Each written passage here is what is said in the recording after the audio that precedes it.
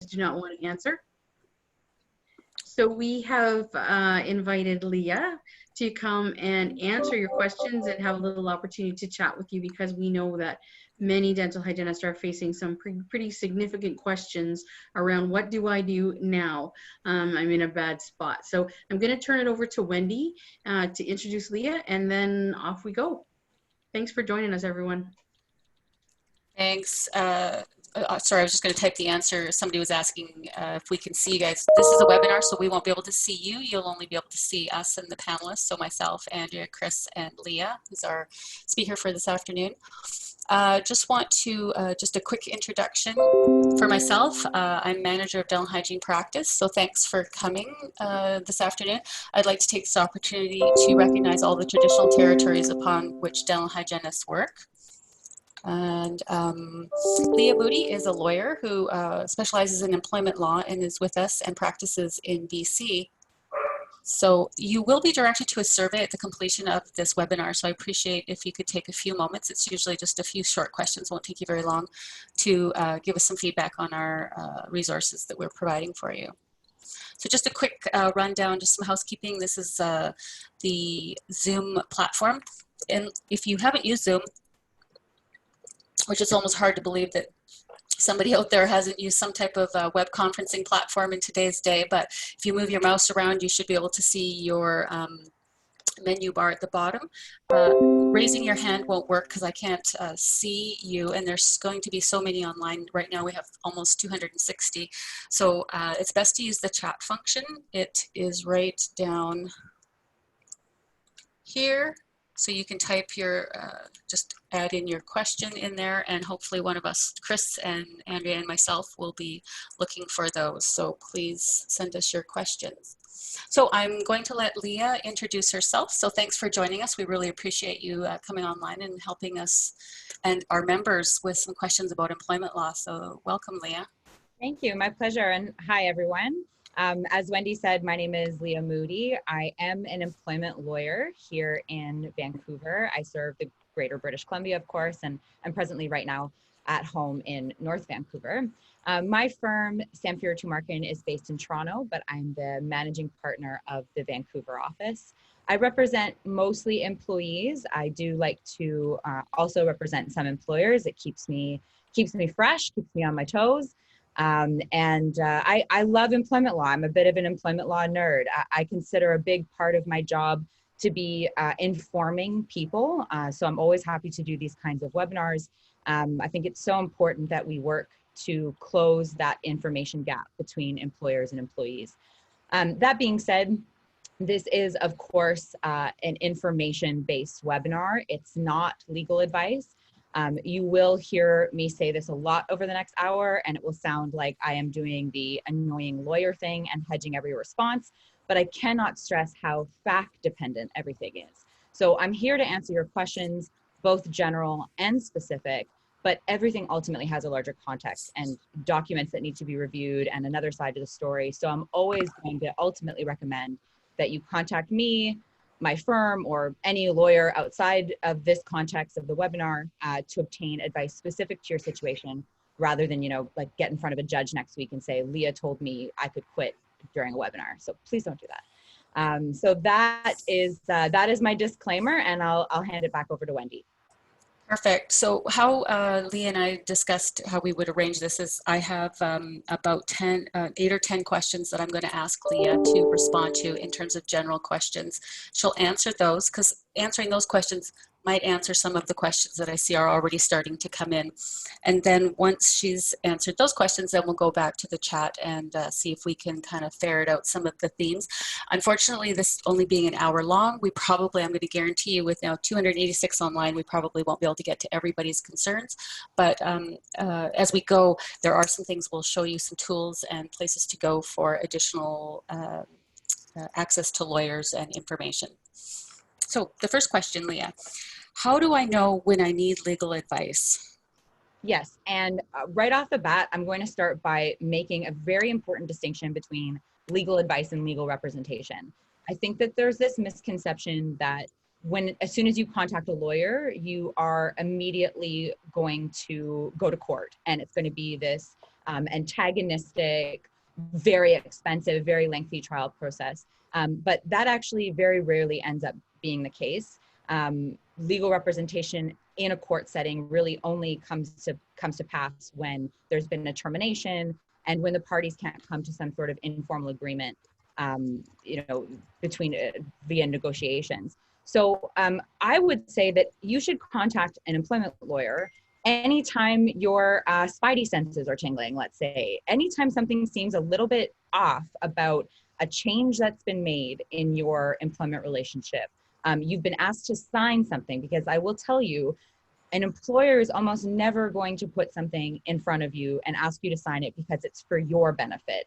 It is almost invariably because they have sought their own legal advice and are being told to shore up their own areas of exposure. So if you're ever being asked to sign something, you should certainly seek legal advice. If you've been terminated, if you've been placed on a temporary layoff, any change in the workplace whatsoever in terms of hours or wages or location, that is something that that you can use legal advice on as well. This is a little bit separate from what I imagine most of the context of this conversation is going to be about.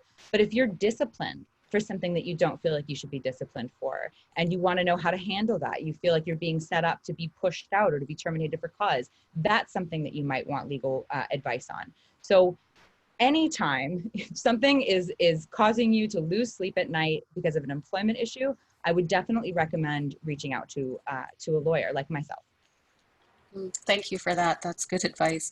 I just want to comment before we get to the next question. Somebody had asked about CE credits, so your continuing competency credits for the college. I'm going to caution you against using something like this particular activity for continuing competency. Sorry, there goes my hounds. Using this particular activity for your continuing competency, I'm not sure that the regulator would see that that's an appropriate use of those continuing competency. However, that being said, each individual registrant for the college is responsible for claiming those credits. I'll get to the next question and then I'll mute my mic so you don't have to listen to my dogs. I feel that the workplace is unsafe to return. What are my rights? So, I mean, this has been obviously one of the biggest questions I've had the last couple of weeks and even over the last month. And it makes sense, really. We've spent the last 8 weeks, 10 weeks being scared into staying at home and not going anywhere or seeing anyone, not even our grandma. And now we're being asked to go back out into the workplace and resume things as normal. That is obviously scary, and there's a lot out there that can feel very unsafe. So let's start with the absolute basics. You as an employee have a right, an encoded legislated right to a safe and healthy workplace, full stop. And your employer has the related right to provide that workplace that is safe and healthy for you. So, I mean, a lot of questions come up as to what does that mean, and perhaps one of the good things about this global pandemic that we're in is that what that means is actually very specifically set out. There's no guessing really as to what an employer's obligations are in this regard. So government recommendations with respect to safe workplaces include physical distancing, PPE if there is no opportunity for physical distancing, opportunities to sanitize the workplace, opportunities to wash your hands. So we know that these are things that our government has recommended and the employer needs to follow in order to ensure a safe workplace. Additionally, if your employer is now going to be reopening as part of phase 2 or at any point thereafter, they're required under WorkSafe regulation to have what's called a COVID plan. This has to be written and it has to be posted in the workplace. So you as an employee, of course, have a right to a safe workplace. You also have the right to information and know what the hazards are and know how your employer is addressing those hazards. And if that includes asking to see a copy of this COVID plan. So first things first, ask the question. If you are feeling unsafe and you want to know what your employer is doing, contact your employer, contact HR, contact your Joint Health and Safety Committee, whoever it makes sense to contact, and ask to see a copy of the COVID plan. Now, if you are still feeling like it's unsafe, or perhaps you attend work on the first day and you see that certain protocols aren't being followed, or physical distancing is impossible, or PPE isn't being provided, then what you want to do is you want to make a formal complaint in writing to your employer. In that instance, once you make a formal written complaint, you are engaging in what is known as a refusal of unsafe work. So as soon as you engage in a refusal of unsafe work, you can go home. You do not have to work in that environment until it has been deemed safe.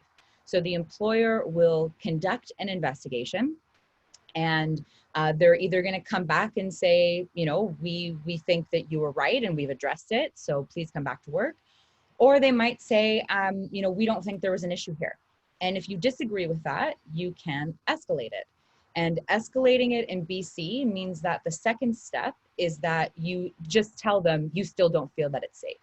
And in that case, if I don't know that anybody would be unionized in this context, but either a union member or a member of your Joint Health and Safety Committee or a third party who also works at your company, at your clinic, will essentially redo the investigation. If at that point it's still not resolved to your satisfaction, you can make a formal complaint with WorkSafe BC. So what would happen in that instance is that WorkSafe BC would send a prevention officer. And I mean, that's one of the jobs that is hiring like crazy right now. I know that they've just hired and trained a completely new swath of prevention officers. So those prevention officers will come in, conduct an assessment of the workplace, and they will either say that it's safe, they'll shut it down perhaps, or they'll make recommendations that need to be implemented before you can come to work. Ultimately, if it is deemed safe by your employer and by somebody from WorkSafe BC, you have to come to work. And not going to work means that you could potentially be disciplined, you could be terminated, or you could have your refusal to come to work construed as a job abandonment or a resignation. And that could, both of those situations could cost you your social assistance. Thanks, Leah. Very comprehensive answer. The next question, I have been recalled, but my hours and/or my wages have been cut. Do I have to accept this? Yeah, so I imagine that this is actually going to overtake the safety question in the next couple of months in terms of popularity. It's a common concern. Over the last 2 months, we've seen a lot of businesses, a lot of clinics pivot their business strategy, adopt completely new ways of serving their clientele, of serving patients. And so you also just have businesses that are trying to stay afloat. So there's going to be, I expect there's going to be lots of changes that are going to be implemented. So the job that you are coming back to could look substantially different, even from something as simple as a duties perspective, or it could be a significant reduction to your hours, or it could be a reduction to your wages. And what I'll say generally is that, outside of the context of COVID, any change to your employment that is considered an essential term or condition of your employment. So by that, I mean, think about what is the essence of your job, your duties, your hours, your wage, and likely where you work. If any of those things were to change, you have the option as an employee in that situation to reject the change, construe that change as a termination of your employment, and seek severance. So that is something that you can do. Alternately, you can accept it and just carry on with that change. And there may be all sorts of reasons why you wish to accept it. What I will say, and the reason why I qualified that by putting it outside of the COVID context, is because, I mean, employment law is still the same, and that is still good law. That you can make the decision to pursue a constructive dismissal and seek your severance if your employer has drastically changed your job. But I do think that going forward, judges in this province are likely going to be a bit sympathetic to employers who are making these sorts of changes to stay in business. So whereas a 15% cut to your wages may have been sufficient before this global pandemic to bring about a constructive dismissal, I'm not sure that it would in this context. there's definitely still an argument. And like I said, you know, the law is fully supportive of you taking that position. But, you know, these are truly unprecedented times. And I do think that, that the ambit for what constitutes a change that you can construe as a constructive termination may have shrunk a little bit.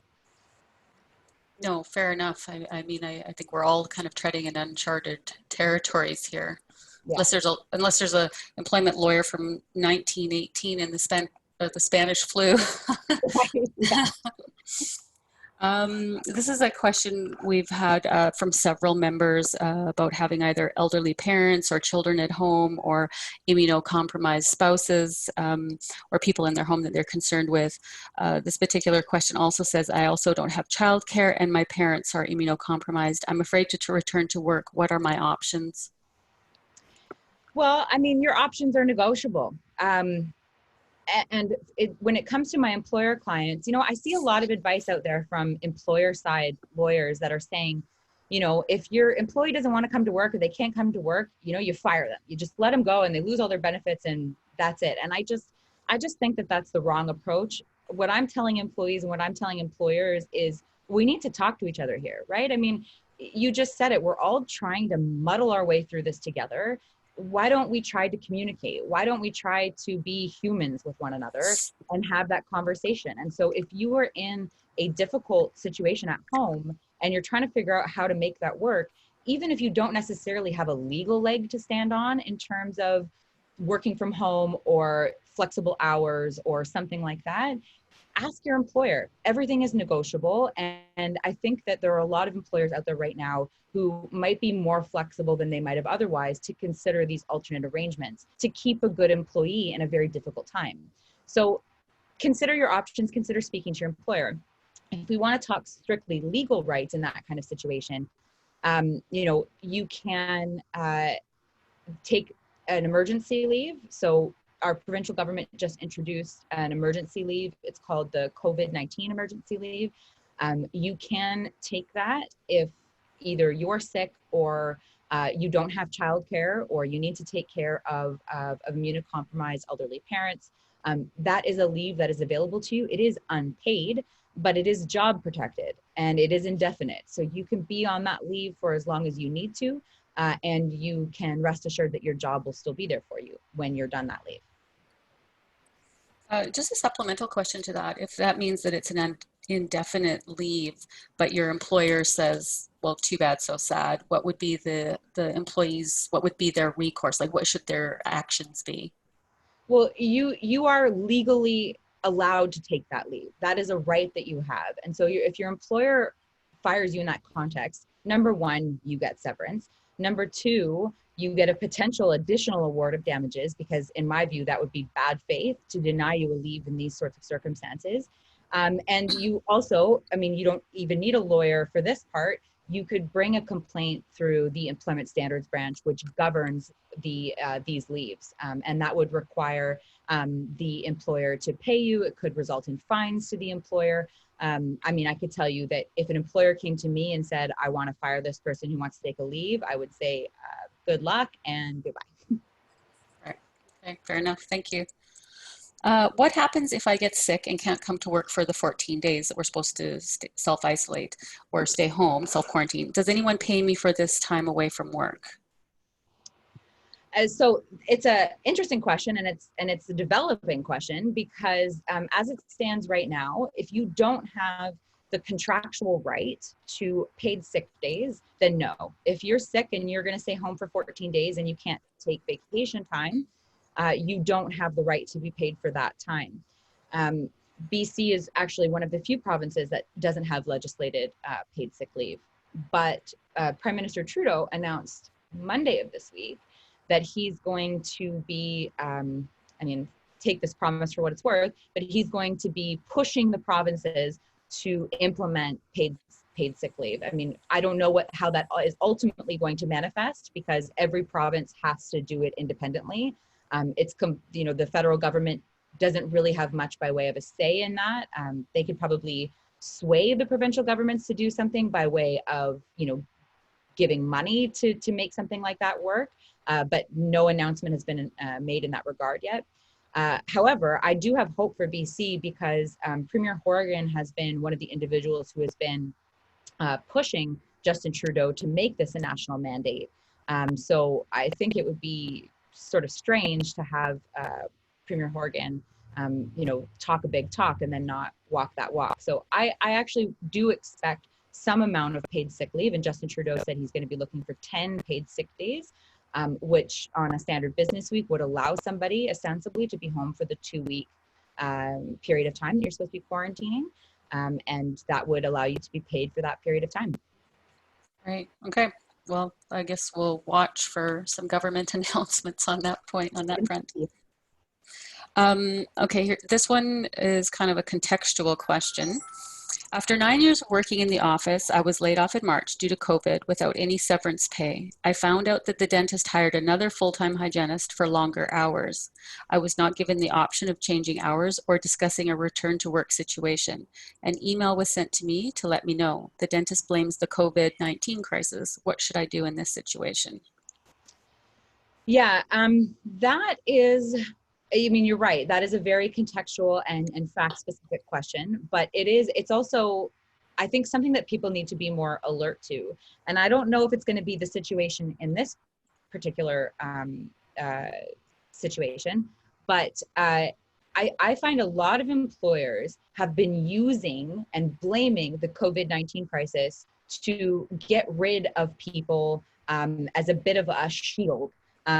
For somebody that they might have otherwise wanted to get rid of, but didn't want to for discriminatory reasons. So I've seen employers lay off only people who are 60 and above.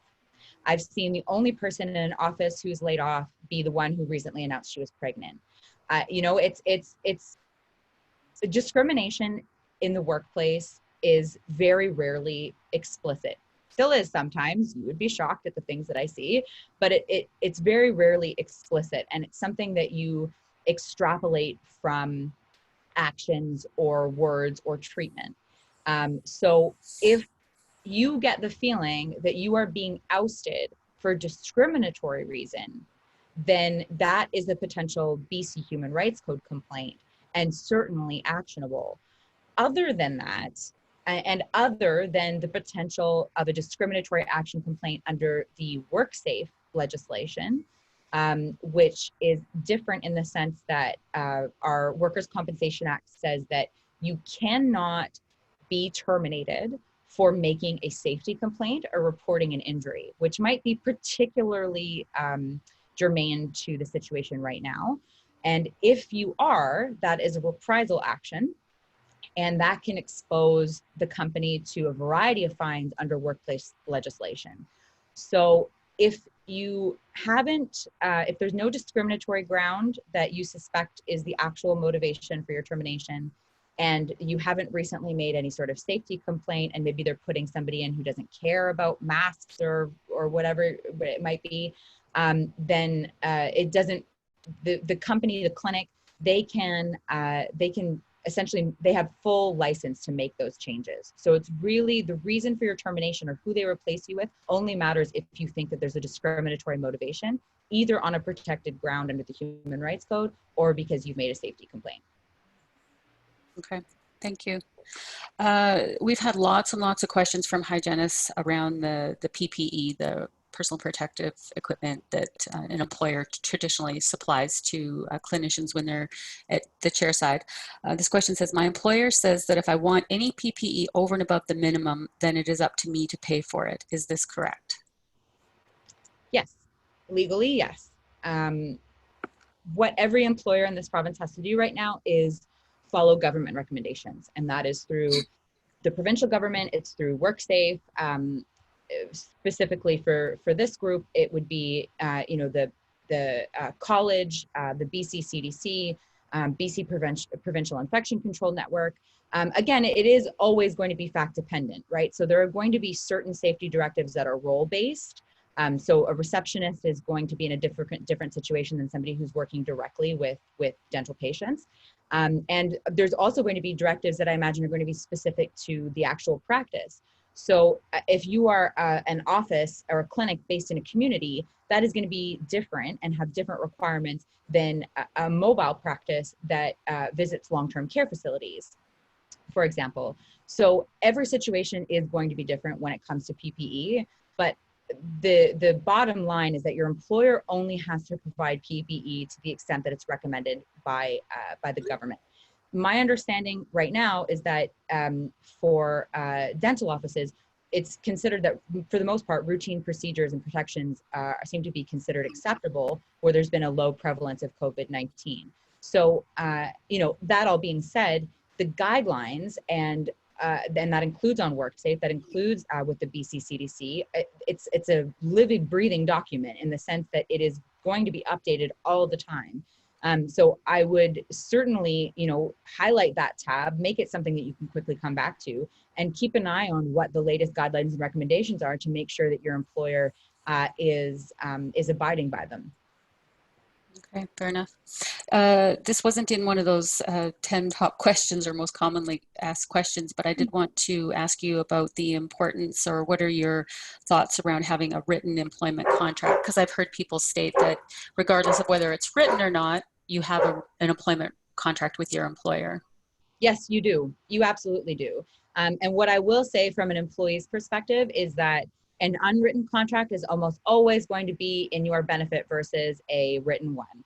So before you sign anything, please have it reviewed, or at least go through it with a fine-tooth comb so you know what it is that you're signing and have some idea as to what rights you might be giving up. But you should know that when you enter into an employment relationship, automatically certain terms and conditions are implied into your into the employment relationship, and a contract is formed. It's a verbal contract, but it's a strong one. And the biggest one, and perhaps the most important one, is that as soon as you form an employment relationship, you become entitled to termination, to severance pay in accordance with the common law. The reason why this is so important is because a lot of contracts out there seek to limit you to the statutory minimums under the BC Employment Standards Act. And the problem with that is that you get a lot of people who read these contracts and they think, well, BC Employment Standards Act, that sounds like that's going to govern employment relationships, so that's probably the extent of my rights, but it is so far from it. And if I could just illustrate by way of an example really quick, if you are, let's say, a 3-year employee, and you've been let go from your job, if you have a contract that limits you to the BC Employment Standards Act minimums, you get 3 weeks.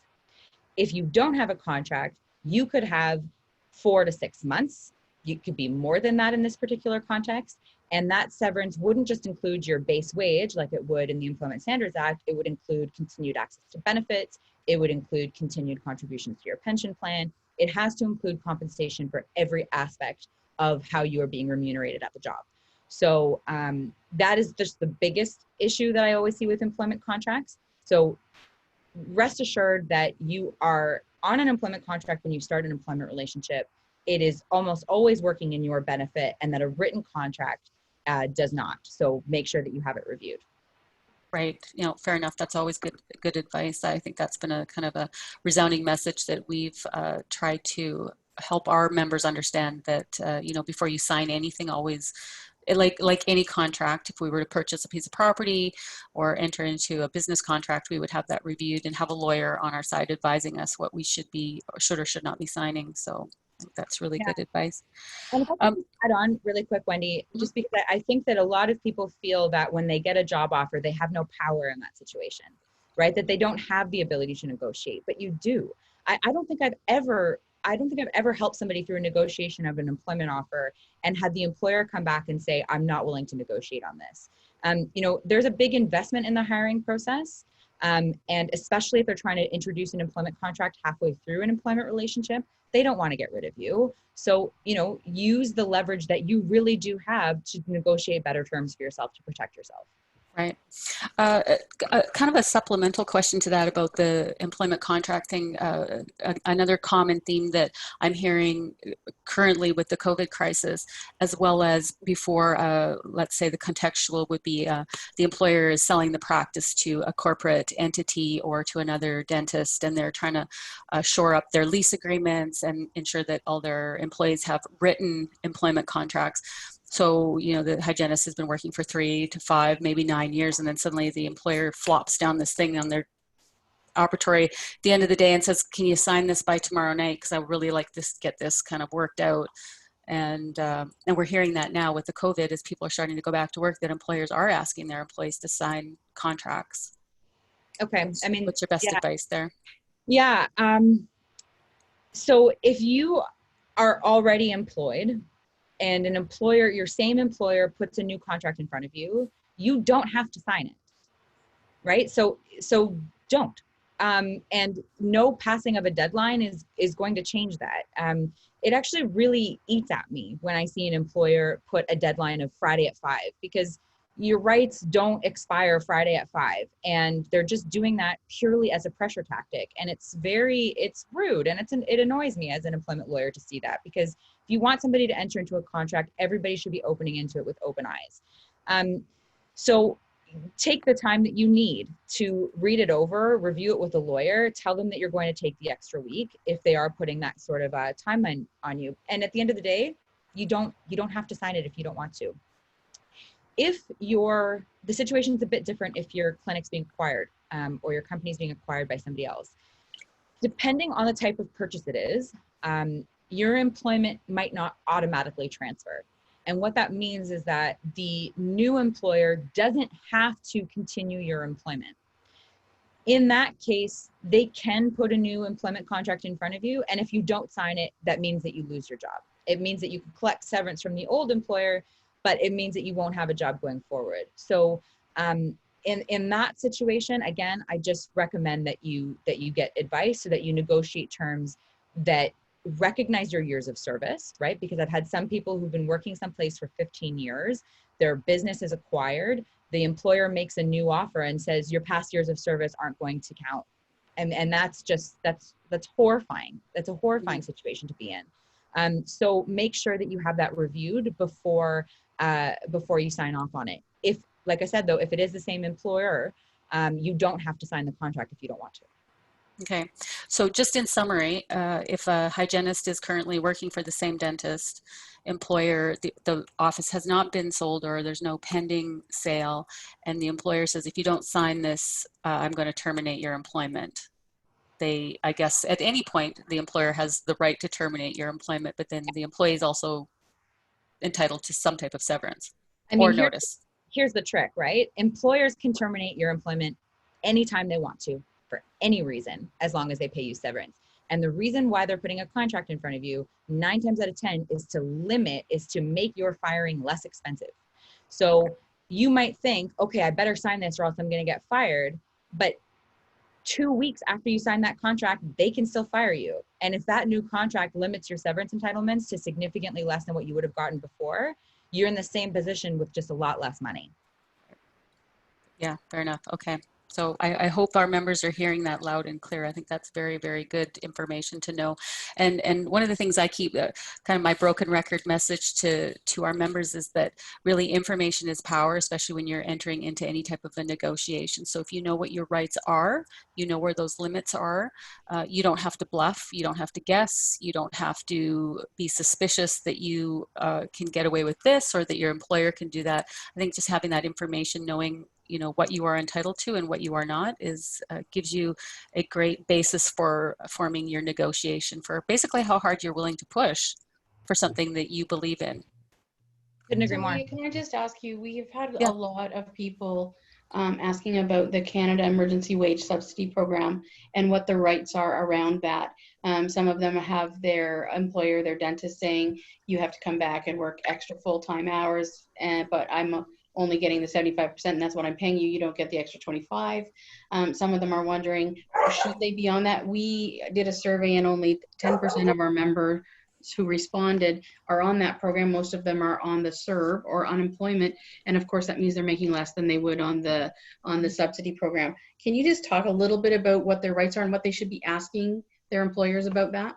Yeah, there's unfortunately not much by way of rights in this kind of situation, because the way that the wage subsidy program works is that it's entirely the employer's option to apply for it. And the reason why a lot of employers are not applying for it is because the employers have to pay tax on it. So it really only makes sense for an employer to apply for this program if there's work to do. It doesn't make sense to apply for this program if you have your employees sitting at home and then to pay wage on the 75% top up. What I will say is that my understanding of the wage subsidy program is that there is a requirement that the employer is making best efforts to top you up from the 75% to 100%. And if they're not, that is something that I might, first draw to the employer's attention, but I would consider speaking to somebody at the CRA about what your recourse is in that event. These social assistance programs, they're imperfect and they are being figured out as they're being rolled out, right? That is unfortunately the drawback with emergency measures, is we're trying to get money into the hands of as many people as we can and keep these businesses open. And there's still a lot of ways in which people are falling through the cracks and there's various gaps. But if you are working for an employer who is telling you to come back at a 75% of what you were earning before, because that is all that the wage subsidy covers. Like I said, to the second question that was asked earlier, in normal times, that would be sufficient, I believe, to form the basis of a constructive dismissal. So you can say, I'm not willing to accept 75% of my pay. I'm going to treat this as a termination, and now you have to pay me severance at 100% of my pay. But if your employer has said, I just need this for a couple weeks, and then I'm going to put you back to 100%, that I think it's going to be a bit of a sliding scale, of course, but I think that there is a situation in which it would be something that you have to accept and wouldn't be able to make out a constructive dismissal for. Okay. We're also getting a lot of questions from the Dental Association. Sent out a form that people needed to sign every day when they go to work to say, they're not sick, they understand the risks in the office, they understand they could get COVID, et cetera, et cetera. A lot of dental hygienists feel that it is unreasonable for them to sign something that basically seems like perhaps is just protecting the dental office from any kind of trouble if someone gets sick. So what are their rights if they do get sick in the office? Do they need to sign that daily form that says, I understand my risks, I haven't done all of these terrible things, and I think I'm healthy? And what can they do? We as an organization will push back a little bit on it, but what can they do individually if their dentist is standing in front of them saying, you need to sign this every day or you're not working? That's a new one. I actually haven't heard about anything to do with these kinds of forms or affirmations. And I'm going to split my answer into two parts, because I do think that we are in a time of a public health emergency. And so your employer has perhaps more license than they would have outside of a public health emergency to ask after your health. They can't pry. I don't believe that they're going to be able to ask particularly private questions, but I think confirming or affirming or asking you to affirm that you aren't symptomatic, that you haven't been out of the country, that you haven't been in contact with anybody who's recently tested positive for COVID-19 is acceptable. And I think that if you don't sign something like that, they would be within their rights to ask you to go home. That being said, the other things that you mentioned about saying, I'm aware that this is a risk and I could get, I wouldn't sign that. I wouldn't touch that with a 10-foot pole. I think that, you should not be signing anything ultimately that you don't agree with. And if you think that you don't know what the employer is doing to keep you safe, you don't feel like you're 100% safe in the workplace, then I think it's your obligation to not only not sign that, but to make it clear to your employer in writing why you're not signing that. And I understand that all of these things sound really scary and very confrontational. And I'm not suggesting that, but even if it is, you are very well protected by WorkSafe legislation that if you make any sort of complaint, you cannot have any sort of reprisal action against you. You can't be punished. Great. Can you comment a little bit on vacation time? We've had quite a few questions about, you know, like I had scheduled time in August for holidays. Now my office wants to continue to work because we're way behind in hygiene. Can my employer tell me when to take my holidays, or how does that work? Yeah, so assuming that there's nothing in a contract that says otherwise, you have a basic entitlement to vacation time that you earn in the year before, but your employer can tell you when to take it. If they need to, you know, Wendy, you and I were talking about this earlier. If your clinic needs to shut down for COVID-related reasons, if they need to quarantine for 2 weeks, they can ask that you take your vacation time over those 2 weeks. Same thing as any sort of holiday shutdown where they ask that you reserve a week of vacation for a holiday shutdown. Generally, unfortunately, there is no, again, unless your contract says otherwise, there's no inherent right that an employee has to take vacation at a particular time. It's an unfortunate, you know, side effect, I think, of this whole situation and these businesses trying to get back up and running. Right. Now, I do want to continue on with some more questions, but I want to get to this piece because I don't want to lose it and forget about it until the end. I did want, and so I'm just going to share my screen here because I have a couple of things I want to show everybody that's online. Gosh, I can't see which screen you guys are seeing. Why is that? Can you? What do you guys see? Do you see the BCDHA website? Yes. Okay, good. I just want to mention that we being BCDHA have published, not recently now, I got to stop using that word because it's getting, when was that? 2018 now, a guide to employment contracts. So that is available. If you can see on the website there, it's under practice resources and it's down here at the bottom. You just click on it. It's a downloadable PDF. So that has lots of good information. When Leah was talking about how to negotiate with your lawyer, or sorry, with your employer, this will give you some ideas about things that you probably should talk about and negotiate in your discussions with even before you start work. I always kind of liken it to, you know, when you get a job and you're negotiating with your employer, if you can't talk about, you know, what your holidays are going to look like and when you can take them before you start, it's going to be really hard to talk about those things after you start. It's kind of like after you move in with your boyfriend for the first time. If you can't talk about finances before, talking about finances later isn't going to get any easier. So please use that resource. This one here, this comes from your law firm, Leah. Could you talk a little bit about what this is?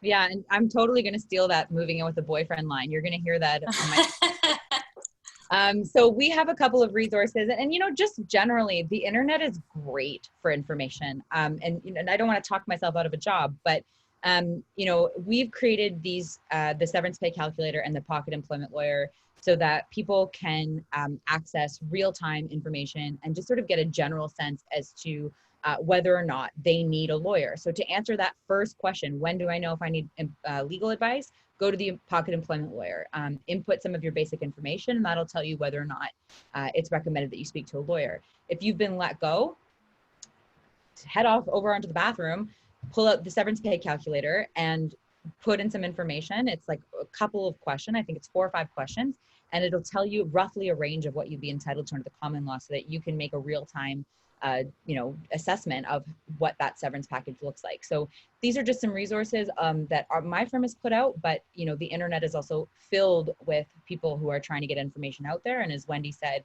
you know, knowledge certainly is power right now. Yeah, thanks for that. That's great. And this is one more here about the lawyer referral service. I'm assuming you're aware of it. Do you want to speak to that, or I can? Yeah, so I mean, I actually don't know much about it other than the fact that it's a free consultation services where you can call this number.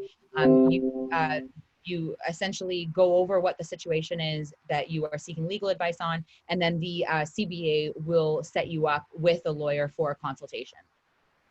Yeah, it's great.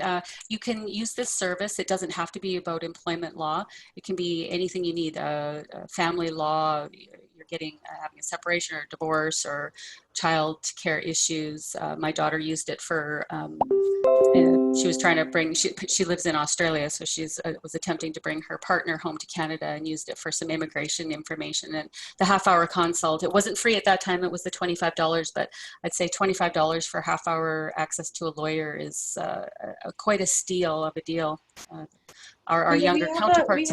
can I just, Sure. we have a dental hygienist who's contacted us who is not exactly COVID related, but is in a situation where there are some inappropriate things happening in the office, including sexual harassment. Did talk to an employment lawyer who basically said, you know, if you file a claim, they're just going to sue you back and you're never going to get anywhere with that. You should go to the Human Rights Tribunal. Obviously that's not the best of answers for anyone. She's no longer in that situation, but she's just wondering, because she knows that that dentist is still operating inappropriate with other people in the office who are afraid to come forward. What can she do to support that situation? And where does she go? Does she just go to another lawyer and get a different opinion? Oh man, I'm horrified at that response. Me too. Yeah, that's pretty disheartening to hear, actually. And the reason why second opinions are so important. I'm glad to hear that she's out of that situation. I mean, I think that when it comes to sexual harassment in the workplace, people feel isolated. It's a very easy situation to feel isolated in. And so I think that a really easy way to offer support is to contact individuals that you know are in that situation and offer to be a witness. I think that that's probably the best thing that you can do. Sexual harassment in the workplace, any kind of harassment in the workplace, is illegal. And it gives rise to all sorts of damages, all sorts of contraventions of the law, not just the Human Rights Code. It does give rise to a civil claim. It gives rise to a very serious civil claim. And you can pursue your severance as a result of that. It's so disappointing to hear about. I mean, obviously, it's still an ongoing systemic issue in our society, but you know, we should be encouraging people to come forward as lawyers and as women and as former colleagues. And so my recommendation is to call me, because if you can't tell, I'm very passionate about this topic. But you know, get a second advice and offer your support to the women who are going through it. Women or men. Sorry. I will send her your way. Yes. Here's another question. This is a good one. How long do you have after termination of an employment situation to make a complaint or go to court? 2 years. 2 years. Okay. That's a hefty amount of time. And actually right now the limitation period has been suspended because the courts are closed. So you have even longer than 2 years right now. Right. Okay. This is a question we've had a lot. If my employer wants me to come back to work, but the hours are limited and I'd actually be making more on CERB, can I refuse to go back to work and stay on CERB? It's a completely legitimate question. I'm smiling because I get it all the time. So again, if your hours have been reduced, you can treat that. You don't have to accept that. You can treat that as a constructive dismissal, and you can seek your severance. The problem with that is that the only defense to a constructive dismissal claim is that you quit, that there was no just cause for you to say this is a termination. And in order to support that legal position, they are going to put on your record of employment that you resigned.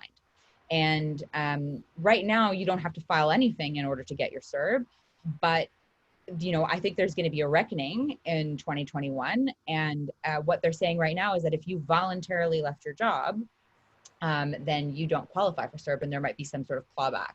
So you would get it right now, but I think that you need to be alive to the very real possibility that that's money that can be clawed back in 2021 come tax season. One thing that I wanted to add to the constructive dismissal analysis as well is if you do decide that you don't want to pursue your severance, you don't want to go down the constructive termination route, and if I can just leave you with one piece of advice from all of this, other than contact a lawyer whenever you have an employment law concern, is if you're willing to accept it for a temporary period of time, put that in writing. Because if you otherwise just let the hourly reduction take hold, or you take a 25% reduction in your salary, that could give the employer license to keep doing it, or to keep it permanently or indefinitely. What you want to be able to say to them is in writing, I accept this extreme measure because of this extreme time, but once we are out of the woods, my expectation is that I will be going back to full-time or to full wage or whatever the case may be. You know, I do think that we need to compromise and we all need to work on this together to reopen our economy, but you have to protect yourself too. And a big part of that is making it clear that you are only accepting it on a temporary basis. So when you said put that in writing, is that something that our members should come to a lawyer for drawing that up, or is it something as simple as sending an email and having your employer say, yes, I accept these terms, or does it have to be that formal to have something written up by a lawyer? No, you don't. You do not need a lawyer for this. Do it however you feel comfortable, as long as you have a written record of it. So if you commonly text with your employer, just take a screenshot of it so that you ensure that you've got a record of what was said. You can send off a quick email, as long as it just says, look, I'm accepting this in order to help the clinic out, to help keep the business afloat. But at the end of the day, this is not something that I am going to be willing to permanently accept outside the context of this public health emergency. Right. No, good advice. A couple questions our members have had that basically in March, when the dental offices closed down, a lot of those employees received an ROE. They either went on EI or they were converted to the CERB. Now that the offices are starting to go back up again, what if that employee isn't recalled to work at all? Are they open to collecting severance, or what's their position now in terms of their employment? Yeah, so I'll use this term once and once only because it's driving me crazy, but a temporary layoff is what everybody in the media refers to as a furlough. That's not actually an employment law term in Canada, but it does help to introduce the distinction between being temporarily laid off and being permanently laid off. Temporary layoff is like a pause in the employment relationship. It's technically actually not legal unless you have a contract that allows your employer to place you on a temporary layoff, or unless you've been laid off before and you've agreed to it. So let me just say that again. If you've been temporarily laid off and there's no contract that says that you can be temporarily laid off, that is illegal, and you can immediately claim a constructive dismissal and seek your severance. If you've decided not to do that and you are now on a period of temporary layoff, generally in BC, it's a period of 13 weeks. Because of COVID, they've extended it to 16 weeks. So your employer has 16 weeks to recall you to the workplace. At the end of the 16-week period, if they don't recall you, it is a deemed termination backdated to the date that you were originally laid off, and you can seek your full severance. Okay, that's good information to know, because I think that's been a bit of a real gray area for some of our members. Leah, what happens? We have someone whose employer has asked them to come back as a part-time receptionist, even though they're a dental hygienist and are trained to be a dental hygienist. So they're also not going to give them their regular pay. What sort of obligation or rights do they have in that situation? You can treat the employment relationship at an end and go after your severance. That is the main right. If you do decide that you want to help out for that period of time, in taking on that role and taking a pay cut, then, I mean, especially when it's that serious, when you are, setting aside your training to be a receptionist, and taking a pay cut to do it, you definitely want to clarify with your employer in writing how long this is going to go on for. Make it clear that you don't agree past that point. And if they're not willing to give you a date, you want to know the specific criteria of the threshold that they need to meet in order to move you back to your old role, right? So it can't just be left to when the pandemic is over, right? There needs to be, once our revenues hit X, or once we hire X, Y, and Z more people, right? That's a situation in which you want to be clear on those terms. I'm definitely of the view, though, that if you are in that situation and you think your employer is just trying to get away with a fast one, like you don't actually think that there's any financial issues there, they're just trying to maybe demote you and use this as a cover for demoting you, hoping that it comes across legally or you might agree to it, I would definitely consider the option of claiming a constructive dismissal and seeking your severance. Otherwise, if you stay in that role for too long and then you're terminated, your severance will be based off of your reduced pay as a receptionist. Right. Okay. This is a question not specific to COVID, but I hear it over and over again. It's about the employer expectation. Of course, if you start seeing patients at 8 o'clock in the morning, you can't show up at 1 minute to 8 like some jobs, you could do that. But of course, with hygiene, we have to prepare our rooms. There's infection control protocols, instruments to prepare, yada, yada. So what about the expectation of the employer? They want you to come in 15 minutes before your shift or your first patient, and you have to stay for at least 15 minutes to clean up at the end of the day and not getting paid for that. Is that appropriate? No, you should be paid for the time that you're working. If you're being paid an hourly rate, you should be paid for that additional time. If you are being paid salary, that salary can cover, in some instances, additional time. But if it extends into overtime, you're still entitled to overtime pay in a salaried position. So you just want to make sure that you are getting your just desserts for the additional time that you're working, even if it is 15 minutes here and there. Right. There's a few questions about temping, and possibly even I'm thinking maybe they're a contractor, but I'm not sure. I can't really tell from the questions. The question here says, oh, this is more about office protocols and probably infection control. I'm thinking, what if the temp hygienist goes to temp for that day, fills in, and the dental office is not following the policies? I'm assuming they meant infection control.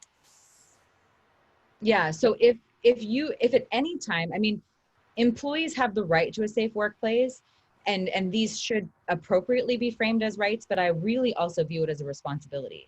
So if it doesn't matter if you are a customer or a temp or a full-time permanent employee, if you are in a situation and you feel like these individuals, this employer isn't following protocol, isn't keeping people safe, the complaint should be made to the employer or to WorkSafe.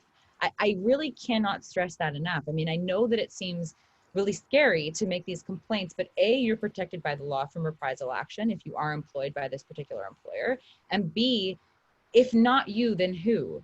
And if these unsafe practices are continuing to proliferate in the workplace and another wave comes, right, you don't want that on your shoulders, in my view. It should be something that we are reporting and that we're all working together to help solve.